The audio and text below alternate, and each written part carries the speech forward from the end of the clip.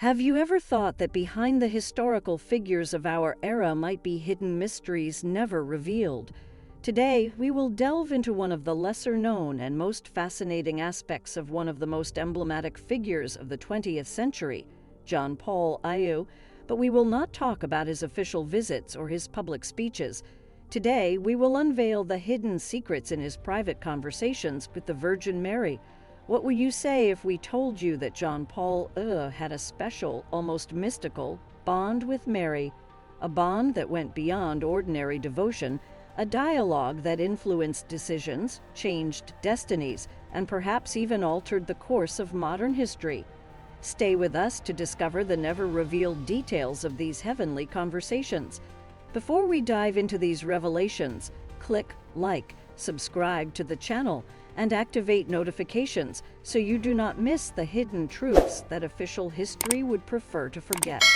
The spiritual life of John Paul Pio, with his deep-rooted and profound connection with Mary, the mother of Jesus, is configured as a true connective tissue that crosses the entire arc of his pontificate. This connection transcends mere personal devotion, intertwining with the broader mission he proposed as head of the Catholic Church. Through the prism of his faith and his ministry, Mary's role emerges not only as a source of personal comfort, but also as a theological and spiritual pillar on which a deeply maternal and protective vision of the world is founded. John Paul Pio's pontificate was marked by numerous moments of crisis and challenges, including attempts on his life, global conflicts, and internal tensions within the Church. In these circumstances, his recourse to Mary was never merely ritualistic or symbolic, but represented the manifestation of unwavering trust in her intercession and protection. His belief in Mary's miraculous intercession during the assassination attempt on May 13, 1981, was not an isolated episode, but rather the culmination of a life of devotion that continued to shape his approach to subsequent trials and tribulations. If this journey into the mysteries of the past has fascinated you, leave a like and subscribe to support our effort to bring to light the stories you won't find in history books. The depth of John Paul Pio's relationship with Mary was also reflected in his magisterium and pastoral initiatives. He dedicated numerous encyclicals, apostolic letters, and speeches to the Virgin, emphasizing her central role in redemption and the life of the Church. His Marian devotion was particularly evident in his motto, Totus Tuus, entirely yours, which expressed his consecration to Mary. This motto was not just a personal declaration of faith, but also an invitation to believers worldwide to recognize and welcome Mary as a spiritual mother and guide.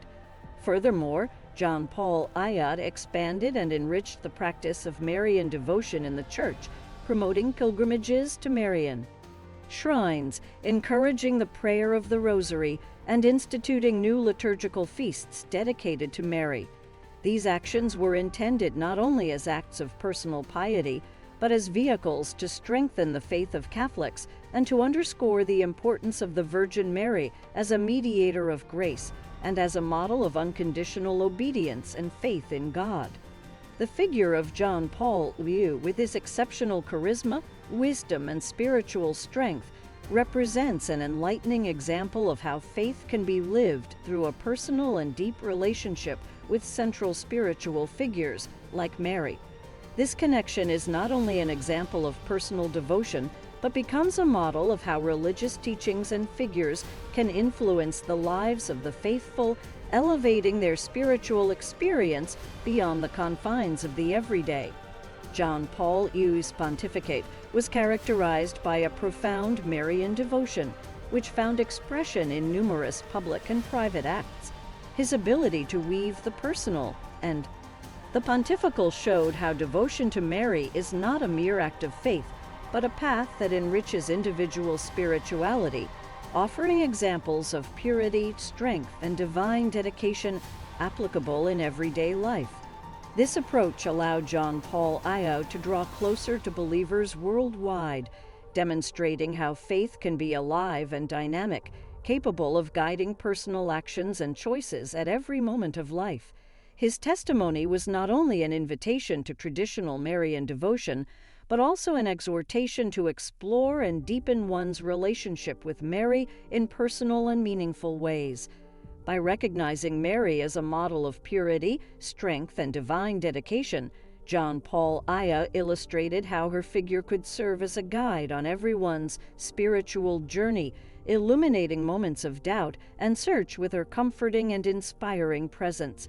In this sense, the figure of John Paul II and his relationship with Mary become a beacon for all believers, suggesting that faith is not only a matter of rites and doctrine, but also of deep personal relationships with the spiritual figures who inspire and guide each one's path.